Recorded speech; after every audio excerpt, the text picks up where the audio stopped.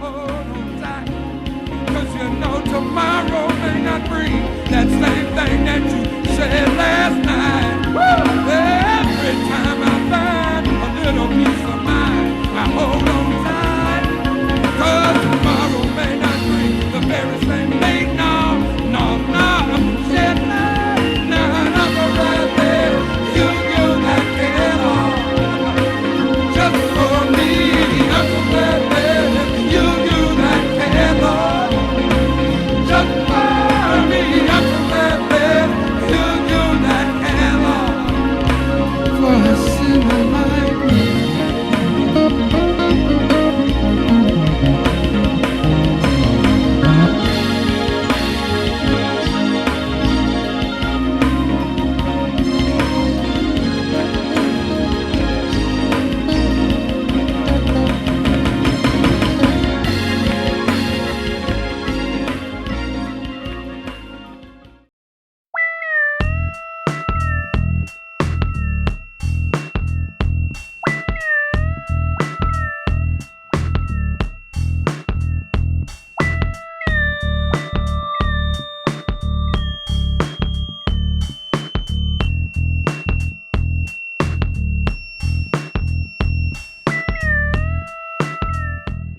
Okay, well, hello, Josh. How you doing today? Wonderful. How are you? Simply fantastic, and thank you for asking. I do appreciate you answering the call, and you're coming here to tell us a little bit about, I don't know how to frame it, the alphabets. LGBTQ plus. Okay, so as we get started, can you start first for my benefit? Explain to me what the L's and the P's and the plus mean. Thank you. Absolutely. So we start with the L. The L is for lesbian, and that is for those who identify as women being attracted either sexually or romantically to other women. Then we go to the G. G stands for gay. That's kind of an umbrella term that was used in the past. Now it is usually used for those who are identify as men who are sexually or romantically attracted to other men. Then we go to the B, which is for bisexual, and those are people who identify as men or women who are sexually and romantically attracted to both of those binary genders. So we have LGB, then we go to T, which is for transgender. And the T for transgender can stand for either an umbrella term for transgender and gender diverse, or transgender for our transgender masculine, transgender feminine, and those who are on a gender path. This is where I kind of fall into as someone who identifies as non-binary. And then I'll tell you the Q stands for queer. That's our big umbrella term that's been used a lot.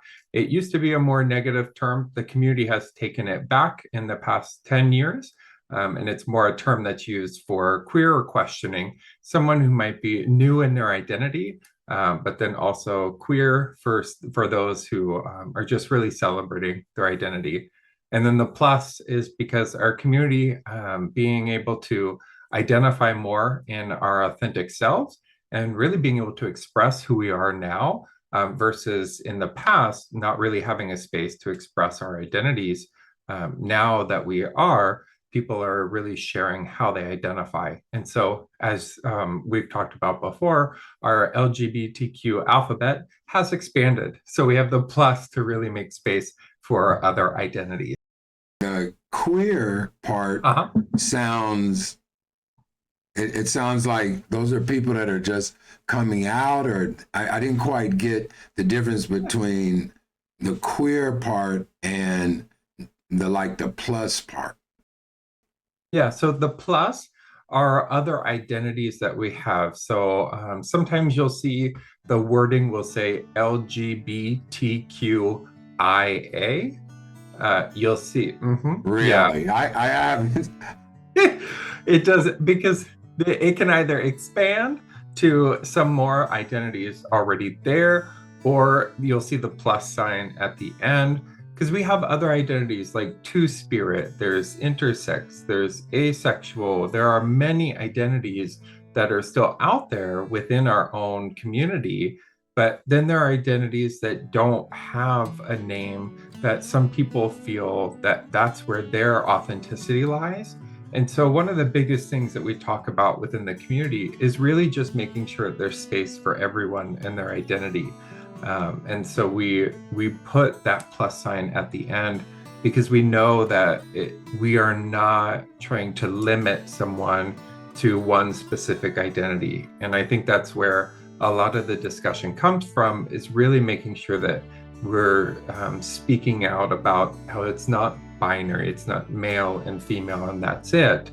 There are more identities within that space, and especially in our community, that's what we try to help educate on, is that there are other identities, there are other outside of the binary. In a lot of ways, in my way of thinking, if you do those things with, or the same sex, I guess, that you're gay, queer, lesbian, or whatever, and in my world, or me personally, it falls under like one umbrella. You know, it's like if that's what you do, that's what you do. And when I talk to you, it sounds like even if someone came up with an identity or something that was different, that's what it sounds like the plus is, to try to incorporate whatever else may fall. Yeah, it's just making sure there's a space for everyone. And, really it's about understanding everyone's individual identity. And I tell people, even if you identify as a male or a female, when you look at a spectrum for your identity versus a box, checking a box, like if you're going through your doctor's visit and you're checking your boxes for like just your demographics, and you see male, female, other, and then you're putting what you're attracted to, whether it's male, female, other. For most people, if you were to look at if they separated it out to romantically, sexually, or emotionally, and you start going through boxes, for most people, you might have to expand some of how you feel. Even if on a binary scale, you would check male or female. So someone who is cisgender or straight, you might say, I'm male and I'm attracted to females. But you might say emotionally, you might have a good male friend that emotionally you connect with a lot. So you might have some emotional connections with men. You might have that. You're not sexually attracted to them. You're sexually attracted to females. But emotionally, you have these bonds with men that would put you on that spectrum, not romantically, not sexually, but it's not a binary space. Okay. You have this emotional connection. Okay, just real briefly, because what is binary? Binary? Yeah, what does that mean? Just two. It's saying that you either fit into one box or the other. So male or female. So for myself, that's where my identity comes in as non-binary or gender diverse. So I do not identify as fitting within one or the other box. So when a checkbox is given to me and they say male or female, I say, I am not in those boxes. I don't identify in those boxes. I identify outside of those boxes.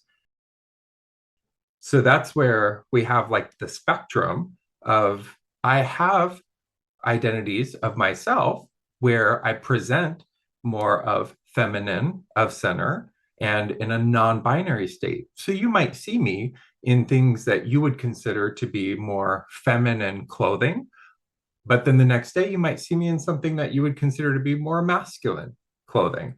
You'll see me in makeup, but then you might see me with some of my beard. I might have one of those like 5 o'clock shadows one day, but it's different because I don't fit in that binary gender space. So you won't see male or female. It'll always be a little bit of both, a little blurring, for me. But the nails go with you whichever way you go. Every way, because the nails is slamming, okay? They'll always be there. And I'm glad you brought something else up, because you brought up about you. And that's where we kind of want to get to you. Yeah. And a little bit about like when you came out and how it was growing up, and when you first started to notice and things of that nature. Could you explain a little bit on that pertaining to you? Yeah, so I grew up in a very religious household. My family was evangelical Christian, so we grew up in like a non-denomination church, and we were missionaries when I was a kid. So we lived in Singapore, Indonesia, and Malaysia for a while, and we came back to the States about fourth grade, and then in middle school, I started like just looking at magazines, and my parents were concerned. You came back, started looking at magazines. That's not what turned you out, though, right? I mean, not looking at. So when you say looking at magazines, comic books, GQ, like what kind of magazines were you looking at that your parents became concerned? Just like fashion magazines. Oh. Like a GQ, nothing. Okay. Yeah, we didn't have anything. I lived in the inner city in Columbus, so we didn't have anything that's anything more than like a GQ, maybe a Cosmopolitan if it was available. Okay. It was a low income area, so there was not a lot of options, and usually they were like a year old, so it was nothing that was current or anything, but it was something that was sitting around maybe a doctor's office. And so I was looking at it and liked it, but it was a concern for my parents. And so they went to my pastor, and both the pastor and my parents found that it was a concern enough for them that they wanted to put me in conversion therapy. So that's what they did. And what is conversion therapy? So the goal of conversion therapy is to convert you back to a state where they believe would rid you of whatever disease, illness, or sin that might be in your body. So in this case, conversion therapy was used to rid me of my homosexuality. So this was a goal to remove this sickness that was inside my body. Did you go to like outside help at this point? No, everything, because it's not legal for a therapist, like a true therapist or clinical psychologist, to do conversion therapy. So it's always done by a pseudo therapist, which is like a pastor's assistant type of thing, or the pastor. It's always done internally through the church, or they send you to a camp that's led by the church. So they just gonna pray this out of you, huh? Yes. Yes. Pray the gay out of you. Exactly. That's a theme that's always said, is pray the gay away. Pray the gay away. Okay. So you're going through school. How did you get along with your school people, your teachers, and your parents? Seem like they really were concerned. I went through it, and I continued to push through because that's how I was raised. And so when you have your pastor and your parents telling you that you have this sin inside you, and if the sin is still inside you and you die, you're not going to go to heaven. So you're working at making sure that somehow this gets out of you.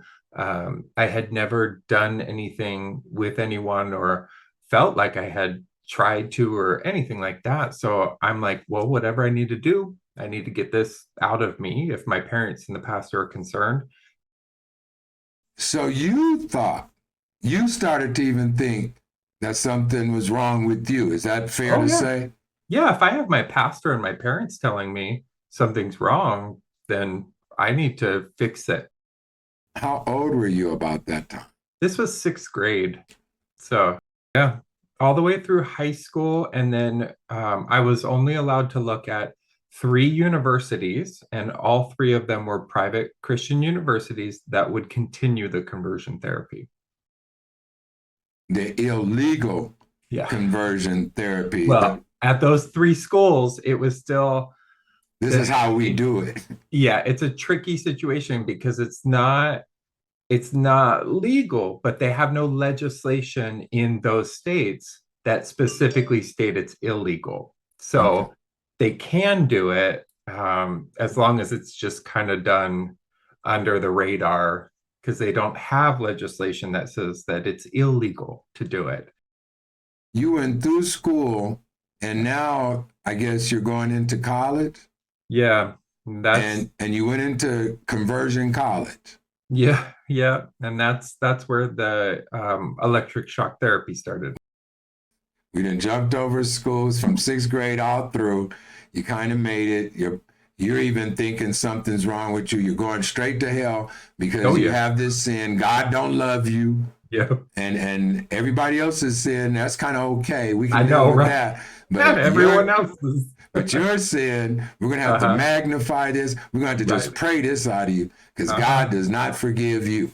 Yeah. Somehow this one is very specific. I can't find where in the Bible this one has like a little asterisk that somewhere in the back says this one particular one can't be forgiven. The rest can, but this one cannot. But somehow.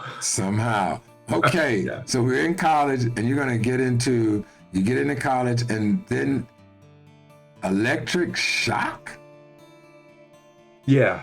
So they, my pastor, when I was leaving high school, said, we need to continue conversion therapy into college because we're concerned that, going into college, you could be hit with all sorts of things, having people around you and your family's not there and your pastor's not there. So we want you to continue conversion therapy. And so that's when they picked the 3 universities that they picked for me to choose from. And so when I got there, I had no idea that they were going to be doing that. And so then I started conversion therapy at the college, and that's when they introduced the electric shock therapy. And I'm like, okay, well, this seems a lot more intense. So maybe this will work. Maybe this is going to be better. Wait. Electric shock. And after all of this, and I'm being serious about this now, I don't understand your world outside of, I have family members, friends, and things like that, but we don't never get into it like this. Yeah. They give you electric shocks, but the thing that gets me is you're saying that you thought that this might work. I mean, you've really carried this like something is wrong with me. Because they tell you, they convince you that God doesn't love you, that you're not going to get into heaven, that your family can't stand beside you, that the church doesn't support you. And this whole time, you still haven't even done anything. And everyone that's beside me going through the same thing that I am is dealing with the same thing. Their family isn't supporting them. Their pastor's not supporting them. They're being told God doesn't love them. And we are all struggling through the same thing together, just wondering what it is that we did wrong, because we still haven't done anything. None of us have done anything inappropriate. None of us have done anything lewd. We were never caught doing anything that put us in that situation. It was just our family and the pastor saying, this needs to change. And we're like, well, what is it that we've done that God hates us so much? What have we done? Why are we such a terrible person? When you say I haven't done anything, in my mind, when you say that, that means you haven't explored your... Yeah, nothing. That's what you mean. In other words, you're still like virgin or something like that. Christian culture is very strict about, waiting until you're married. And so, we are all very devout Christians, and most of us grew up in that missions lifestyle that are part of the conversion therapy and part of the friend group that I had going through this. And it's very confusing because we're just trying to grow up. We're just kids trying to grow up as kids. And so it's hard to understand why we're being treated as such terrible human beings. And we are growing up as missionaries, teaching everyone that God loves everyone. Yeah. God loves everyone except you. Uh-huh. It's You a can, hard thing to understand. yeah. Well, yeah, church folks can be a little difficult sometimes. Oh, So you're yeah. going through your electric shock, you're in college, and does this escalate? Oh, yeah. I mean, after 4 years of going through that, I have an arranged marriage at the end of college. Wait a minute. Okay, you got to explain the range. That sounds like something out of the barbaric days or something. So there's a plan that gets put into place for everyone. And during those 4 years, I mean, I lost several friends to suicide, not being able to go through Mm, mm, mm. conversion therapy because electric shock therapy is very intense. It's very difficult. They're showing you images and then shocking you to make you automatically assume that what is on the screen is negative. So they show you images and shock you, and they do that constantly, and they're doing that on a daily basis. Mm. And so it's a lot to take. And when you don't have a support system, you feel like, how long can you take it? How much more can you take before enough is enough? And so it's hard to watch people just go out of your life because they can't go through. And then you're thinking for yourself, you're like, well, how did I get through that?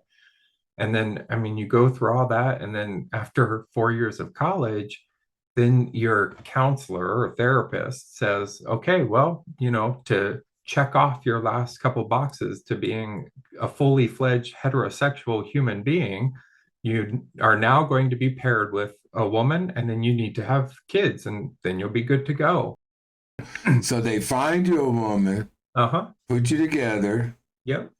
You're supposed to have kids.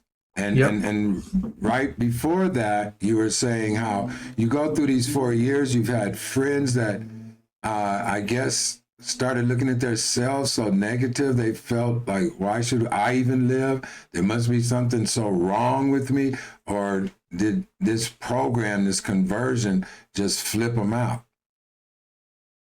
I mean, I I am not surprised because from that electric shock therapy, I ended up with a seizure disorder. And Mm. I spent 3 years not being able to walk very well, couldn't drive, I couldn't work. Whoa.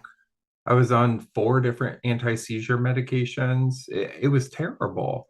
And it took a long time to bounce back from that. And this is all because of what happened during that time. And I can't imagine if someone was in a place of not having any support around them, how they would understand how to move forward. That's why I'm really glad you're taking the time. And I Yeah. know a lot of people moving forward or people that are probably caught in that plus space or binary Yep. space or something. But at the same time, Joshua, I'm kind of caught too because I'm being like overwhelmed. This is like, It's a lot. I mean, the church. Okay, so these church folks, Christian church folks, are you talking about King James Version church Yep. folks? Okay. Yep. So now they turn around, they're pairing you with the woman. They literally, do you know the woman or they just say, this is your wife, you get married and go through this. So obviously, I guess for you to get out the program, you have children. Yep, we had 2 kids. Yeah. I'm baffled. So you have 2 kids, Yeah. You're sitting there, and I guess the treatment is over. You're in your home. Everybody's thinking that you're okay now. What was your home life like in that home with your paired wife?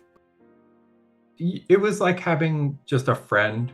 I would sleep on a cot on the side, and then if the kids came in, jump up in the bed to make it look like we slept together all the time, like a regular family. Outside of the house, people thought it was just a regular family with, the whole white picket fence, regular house. We went to church like everyone else and played games and had people over for like Sunday brunch kind of thing. We did all the regular things everyone else did. In the home, did you wear your nails and makeup and things during that time? No. Okay, No. no. So I was a very quiet person. I my clothes were, oh, I don't even like looking at pictures from back then. But I would look in like a JCPenney catalog and look at like the men's section, and that's how I would pick my clothes. Was trying to look like that because I was like, okay, well, I have to look like a dad. Like whatever this picture looks like, the dad in that picture, that's what I have to look like. So Wow. I'd pick clothes like that. And then we went on a family vacation, and my son had a lot of tendencies like I did when I was his age, and it scared me. And I thought, if there's any chance that my son is gay or non-binary or any other identity outside of the binary identity of being male, he would be put through the same stuff because my ex-wife and her whole family, they are still a part of the same church cycle. And so the same recommendation would still happen. And there is no way that I could sit here and pretend to be something that I'm not and allow him to go through that same stuff that I went through. Was your wife in a pray you out situation, or was she straight? Or She's straight. And okay, and most of the women going to that university were there for what we called the MRS degree. They were just looking for a husband. So they just needed someone who was going to be financially sound. So for her, it was okay. She was sent there to find a husband. They were like, well, here's someone who's graduating with a degree. So he needs a wife. So we can pair you. She's okay. and you had 2 children. Uh-huh. Okay, so now can we get into your son, and then how you and your family, I guess at that time, how you all came to grips with this isn't you? Yeah, I mean, we went on that vacation, and when we came back, I sat down with my wife at the time and said, "Look, I need to be my authentic self for the kids. I can't continue to pretend to be someone else."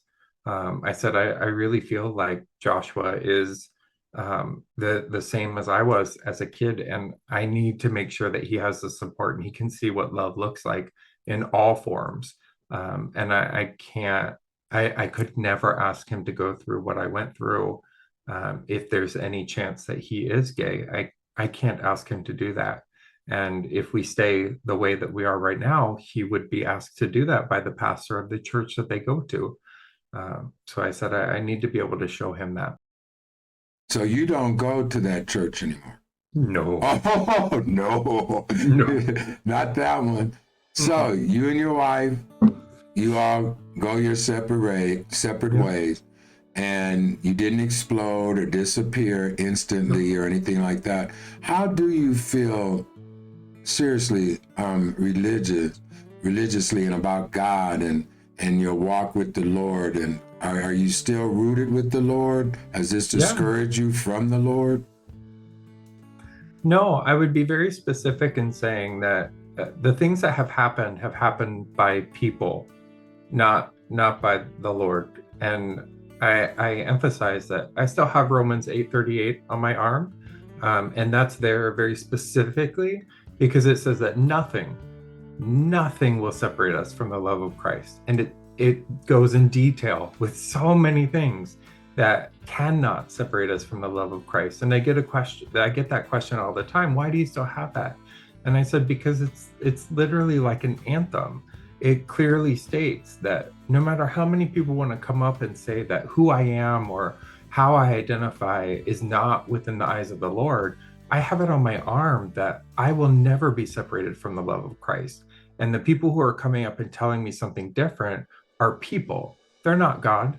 They don't have the power to tell me anything different than what God is telling me. I don't have to have someone validate who I am or someone come up and say that I'm okay in God's eyes. And I spent too much of my life allowing people to tell me that and me trying to live up to that instead of when I finally did come out and I finally started living my authentic life, I felt this massive weight lift off my shoulders and finally felt more peace. And it was frustrating because I was like, I spent all this time trying to appease people, and I didn't realize that all of this hate and all of the words that were coming from people about how God didn't love me was not God.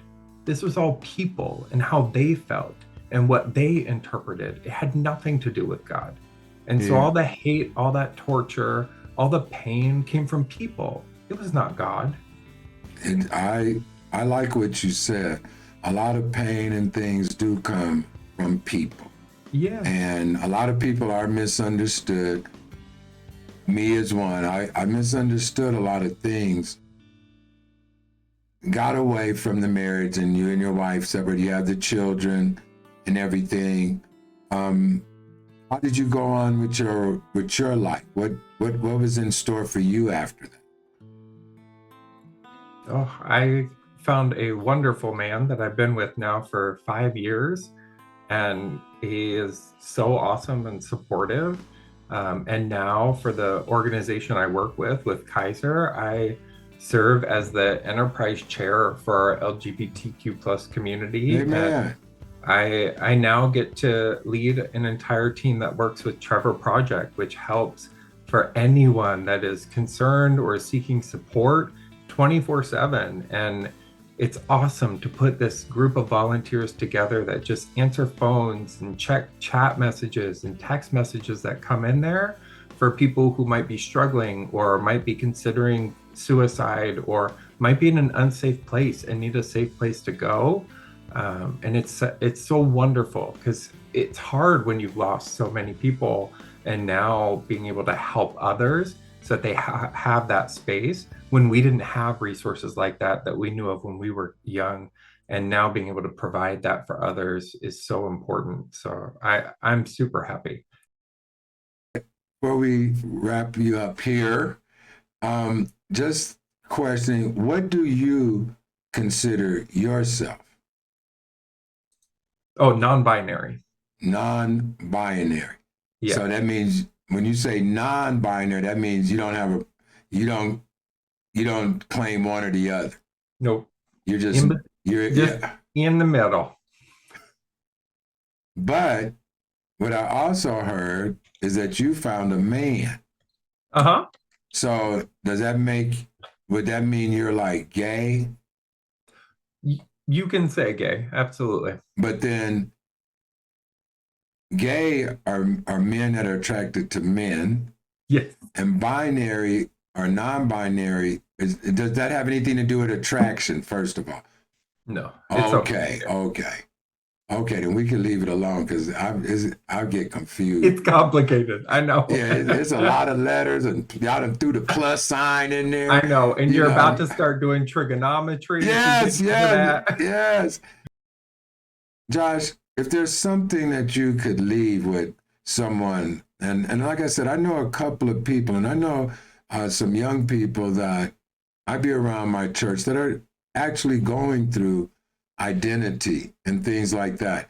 I heard about the one group you said, Trevor Project. That if a person was in your situation, or a young person in your situation, what would be your advice to an individual struggling with identity? I would say that I know it can be scary to share the struggle that you're going through, but take the time to walk your family through or your support people through it, even those that you love that do show even the smallest signs of support for you. Sit down with them. It might take 6, 7, 8 times for someone to understand what you're going through. But if you have someone's ear and they are loving and a support for you, take that time, help them to understand. It does take a while, especially for people who aren't in that space and don't understand the identity. But it's okay because if the love is there, if the support is there, then they're willing to listen. And I think sometimes we can get a little bit frustrated if it takes a while for someone to understand.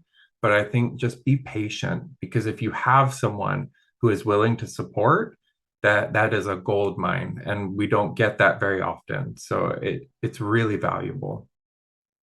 what advice can you give to a person as of myself and that may know these situations, I don't know the alphabet. I got a little education today, but how should we as a community, or how should we as not so-called, but those that call ourselves Christians, how is it that we are to communicate and be with someone that may be struggling this? Do you have any advice for those kind of people?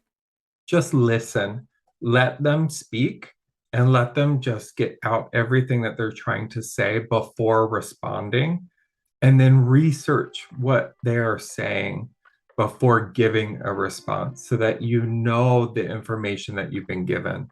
Sometimes I think we want to respond so fast to show support, but make sure you're coming with information that you feel comfortable about. Well, what if we really don't believe in it? What if we, some people say, no, that's not right. Like you went through a situation that was pretty dramatic, but what about like if someone else just looked at, no, that's not right. You're going to hell. The same kind of stuff you went.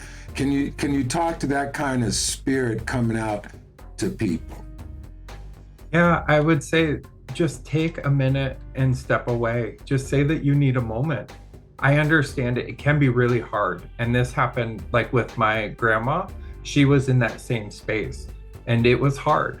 But now she's one of the only people in my family who communicates with me. But we've always had a really, really long relationship and a very close one. So it was hard in the beginning for her, but then she was able to come back and we sat down and talked. And now our relationship has been the same that it was before. But it took a minute. She had to step away to realize I'm still the same person. Nothing has changed about me. I'm still who I am. It's just she had to learn a little bit more about who I identify as, and that this person is still the same one that I was my entire life. It's just parts of me were told that I couldn't be that person. So I had to hide those parts for a very long time. And so she had to kind of see, oh, wait, those are parts that you had when you were younger. Those are still personalities you had when you were a little kid. It's just when you got a little bit older, your parents in the church said those are parts that God doesn't love. Those are parts that have to go away. And now those parts are just coming back out because now I'm being again the person I was when I was a child. Well, Joshua Kennedy, I sure do appreciate and thank you for taking this time. I thank you for answering the call.